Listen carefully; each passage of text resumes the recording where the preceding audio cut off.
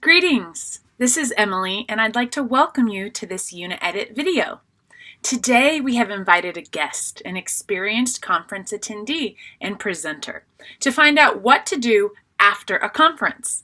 Jenny has also been an academic English editor with Uni-edit for many years. Before starting, please click like below this video to support us in producing more of these free educational videos, or click subscribe to keep up to date. You're about to have the pleasure of hearing about Jenny's experiences at conferences.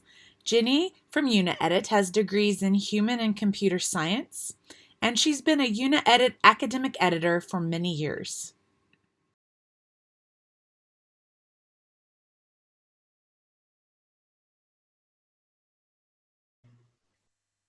Welcome, Jenny.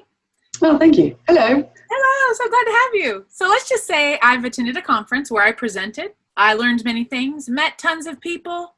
Now what? Well, thank you for having me again. So first, you want to make sure you thank the hosts and organizers of the conference. They worked hard to bring people together to exchange information and ideas and make sure things run smoothly. They would appreciate the recognition, and you leave a good impression and maintain a good connection. You can thank them through email, Twitter, or Facebook.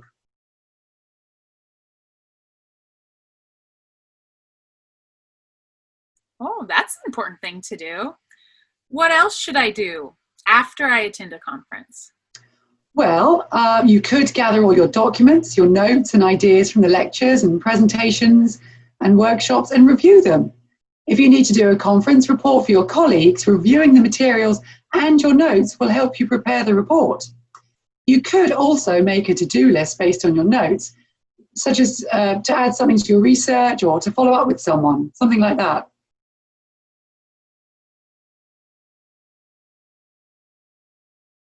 Nice. When would you recommend I do something like that? Well, ideally, as soon after the conference as possible, within a week or so, I'd say. So once the conference is over, it's kind of tempting to push your notes to one side and forget about them. But if you wait too long, you might forget the details or lose the momentum or inspiration you felt during the conference. I could see that happening for me.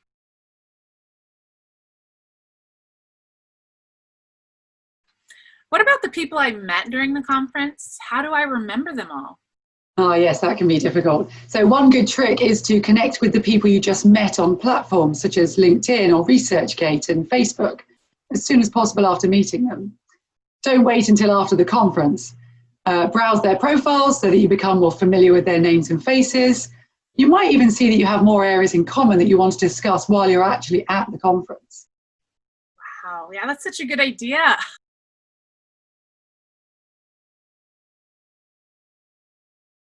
What is another good trick for remembering the people that I meet? Well, another good trick, I suppose, is to spend some time after each day at the conference, writing brief notes on each business card you collect. So memorable topics of conversations with a certain person, perhaps a description of the person or any follow-up items you want to make. And that will help you remember the people you meet and make it easier to follow up with them later on.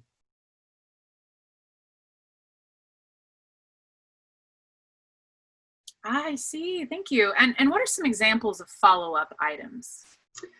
Well, maybe if someone asked you for your CV or more details about your work, you should send the information they requested as soon as you can.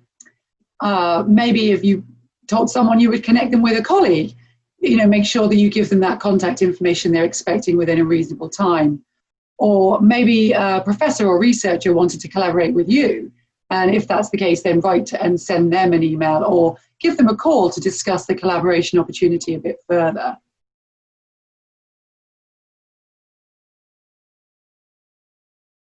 Okay. Is there a time frame in which I should plan to start following up? Well, again, ideally as soon as possible after the conference, within a week or so. If you wait too long, your new contacts might also forget the details of the meeting. So it's a good idea to reconnect first and show that you have the initiative and you are proactive or eager to get started. That's a great point.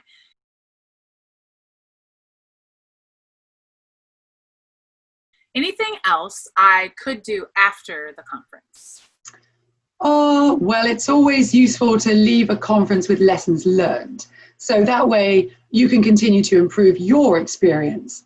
So, for example, you could keep a log of things you'll do differently for your next conference, such as tips on troubleshooting technical difficulties that you might have had during presentations, notes on how to combat your nerves, knowing your limits so you don't feel overwhelmed or burned out, finding hotels, navigating the conference venue, planning the trip better, just those kinds of things.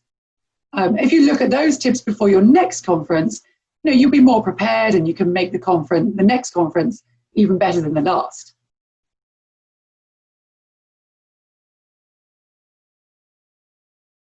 Yeah, great. Thank you for sharing that. So you mentioned knowing your limits. Can you tell us a little more about what you mean by that?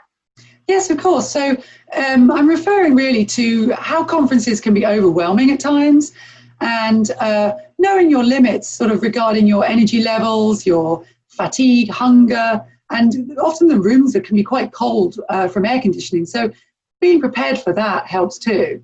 You also need to consider balancing things like too much socializing, if you're used to perhaps being alone more. The effects of traveling long distances can be a problem. So these areas of self-care are things that you need to focus on to avoid burning out. Oh man, great information. Thank you so much for being here, Jenny. Of course, thank you.